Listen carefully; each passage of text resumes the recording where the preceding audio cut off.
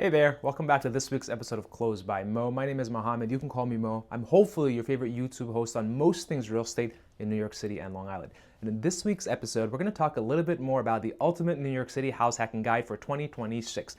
Now, I myself am a house hacker. I actually end up working with a lot of house hackers to help purchase their first ever property, their first ever house hack, for them to live in one of the units while renting out the other unit or other units to get some rental income from it. Now, if you did click on this video or clicked on the thumbnail, I'm pretty sure it wasn't just because of my face. Maybe the title is what drew you to it. There's a couple of assumptions that I can already make out of the gate if you are still watching this and if you haven't moved on to the next thing. The first is that you're probably entering your late 20s, early 30s, maybe even late 30s, if not 40s, but you're definitely in that 25 to 45 age range. You most likely have a pretty stable job and a career that you've worked at over the last several years, meaning you are very financially secure. You have a stable income, maybe mid to high six-figure income, and you have quite a bit of a nest egg built up. The reason why I'm able to know all these assumptions is because I myself was exactly in those shoes a while ago. And if you were anything like me, you're probably wondering, hey, you know what? I plan on living in New York City for a while. I don't want to keep renting. I know I want to own something. I have no idea where to begin. I know I want to be house hacking because I read about it online. I want to live in one of these units and I want to rent out the other units to hopefully make some rental income from it. Now, if you've resonated with any of these assumptions that I've made, then you need to keep watching this video because you definitely will get a lot of information, a lot of help from it. If you end up working with me, that's great. If not, you can always still reach out to me. All my information is going to be in the description below. I'm more than happy to answer any of your questions. You can feel free to call me, email me, text me. I always respond within 24 hours. Let's keep watching for the ultimate New York City house hacking guide for 2026. Now, the first thing I tell almost every single person that I speak with that is remotely interested in purchasing, doing any kind of real estate activity in New York City or even Long Island is to first figure out your financing. Now, I don't care if you're going into it with the mindset of, wanting to buy for house hacking, wanting to buy for investments, whatever it is. If you are not planning on buying all cash, which knock on wood, God bless if you are, you have that kind of cash to throw around. But in most cases, people are going to want to get a bank loan to go through with the entire process and the purchase. In your case, even if you are somewhat iffy about what the details will look like, it is always good to figure out what your financing looks like. And of course, I'm more than happy to put you in touch with some lenders. I'll be able to help. The reason I offer my recommendations is because a lot of folks don't realize this right away, but in New York City and in Long Island, it is going to be in your best interest to work with a local lender as opposed to a lot of these big banks. Now, I am not throwing any shade at the big banks. I have a lot of buddies of mine that work as home lenders in these, Chase, Wells Fargo, all these different types of banks.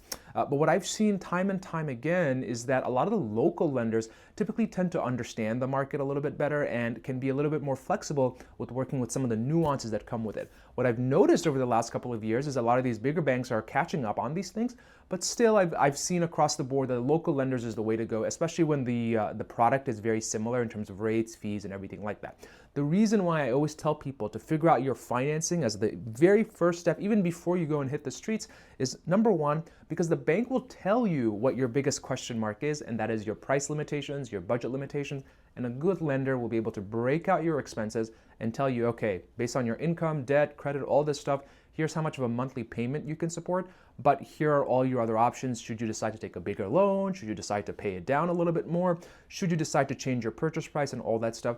All those things are really important to know, especially with a local lender, because in New York City, property records go back quite a long time, 100 plus years often. And even though there are sometimes a lot of clean records, there are also in some cases where property records and paperwork has just gone missing, especially since the City Department of Buildings tries to digitize things. Sometimes paperwork is lost to, water damage, fire damage, all those things. And you want to work with a lender that understands those nuances and is still able to underwrite your file. So again, to summarize, the reason why I always recommend figuring out your financing first, whether it's through my recommendations or through your own recommendations, whatever it is number one, because the bank will tell you what you can and can't afford, and that'll give you a good sense of what you can qualify and disqualify, and it'll help your broker figure out which areas are going to be better suited for you. And number two, it means that the local lender will have a much better idea of how to underwrite a file based on the specific property that you might want, or a rough idea on the property that you might want. And as something else that just sort of popped into my mind, a good lender will be able to tell you what your property tax limitations are. Now, New York City has pretty low property taxes compared to the property purchase prices and the market values, but it doesn't mean that there aren't areas where sometimes the property tax rate's a little bit higher or a little bit lower, and that can sometimes disqualify or qualify someone even if their purchase price is within that the price range of the property. So the more you know. Now, the second thing that I would tell people as a housekeeping or generally, guide for house hacking in New York City is that you will not cash flow from day one or day zero. Now, in most cases, people are not buying the property all cash. So if you are looking to get financing, you're going to be putting anywhere from 0 to 20, 25, maybe even 30% down. Depending on the type of property that you purchase, don't expect to go into it assuming that you're going to be cash flowing from day zero or day one, or you're going to rent out the other apartments and you're immediately going to be washing your hands of the mortgage and expenses payment. That's just not how it works. Because property prices are so high here and you can't set market rent at $15,000 for a 2-bedroom or 3-bedroom apartment, at least in most areas, just understand that you're going to be cash flow negative at least for the first 5 years, which is why I always ask people, hey, do you see yourself owning the property for the next 5 to 7 years? If so, then it might make sense. New York City is not a cash flow market, and the name of the game here is tax write-offs, depreciation, mortgage interest write-off. Those are all the things that people typically will set as a priority going into the purchase. And of course, making sure you're still covering your soft goals, which is, hey, we just want to buy something instead of renting all the time. So at least this way, we're building equity into an appreciating asset. Again, if you are looking for cash flow from day zero or day one, I've turned away clients because of this.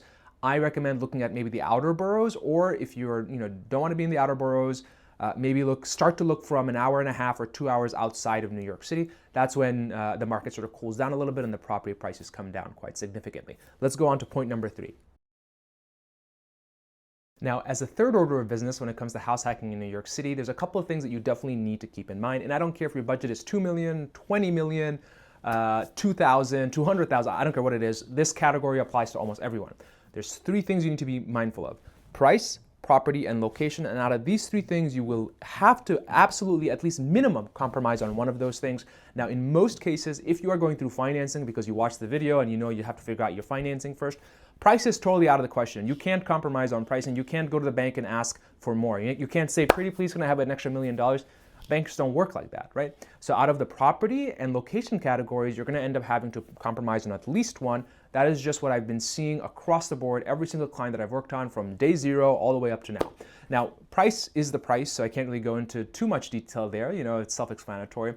Property, basically entails the property design, the aesthetics, the number of units, whether it has a driveway, the features, all that fun stuff.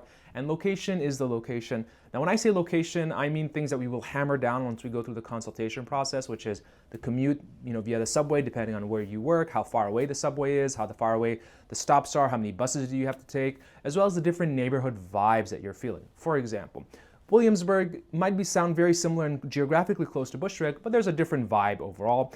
Queens and Jackson Heights is very different than Queens and Astoria, right? These are all the different vibes that you'll feel when you're actually, hitting the streets and boots on the ground, looking at different properties. But the reason why I bring that up is because, again, you will always have 3 categories and out of those 3, you will absolutely be required to compromise on one.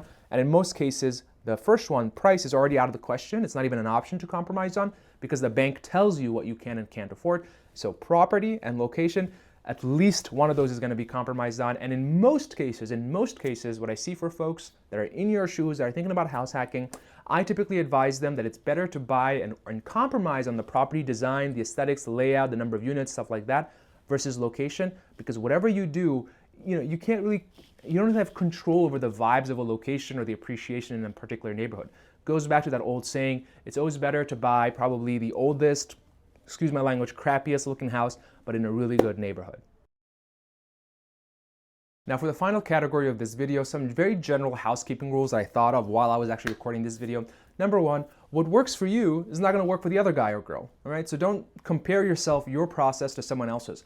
I have a very unfair advantage here because I do real estate day in, day out, so I get to work with all different categories of clients. And yes, I always get them to a finish line, but don't be surprised if what works for other clients may not work for you and vice versa. This is very, very normal. For example, this may lead to, some lenders may help you, try to help you get qualified for a specific property, and other properties they may not want to touch because of X, Y, and Z criteria or underwriting criteria for a lender that may be a deal breaker for one lender, but not a deal breaker from the other lender. On that point, in general, with lenders, you also have to understand that because it's always favorable to work with local lenders because they understand the nuance of things, there may be positions or there may be scenarios where a particular lender may allow you to count some rental income from, let's say, a spacious basement or a finished out basement or a driveway or a garage that other lenders may not want. And in most cases, I see this with a local lender versus big bank lender, because a big bank lender might look at a two-family house with a finished basement with its own entrance exit and say, hey, you know what? This is still a two-family house. We know that people might rent out the basement to get some income, but we're not going to count it. Whereas a local lender will see that same building and say, hey, oh my God, you have 2 units above and the basement's finished and you might get some rental income from it. So let us count some of that rental income towards your pre-approval. And the, obviously another housekeeping item is, obviously I've already repeated this, don't go expecting cash flow. It just does not happen. If people reach out to me and say, I want cash flow, cash flow, cash flow, I say, hey, this might not be the market for you. And the last bit of advice that I could probably selfishly give is work with the right broker. I cannot stress this enough. Now, I wish it's me every single scenario, but that doesn't happen. I don't always win. But if you do end up working with another broker, just make sure they understand what you are trying to do. And in most cases, it's a lot helpful if you're working with a broker that has house hacked themselves, because they know where your mindset is at and they know when they're touring properties, where you can and can't add value without it hurting your bottom line and your long-term goals. So the more you know, again, all my information is going to be in the description below. Bye.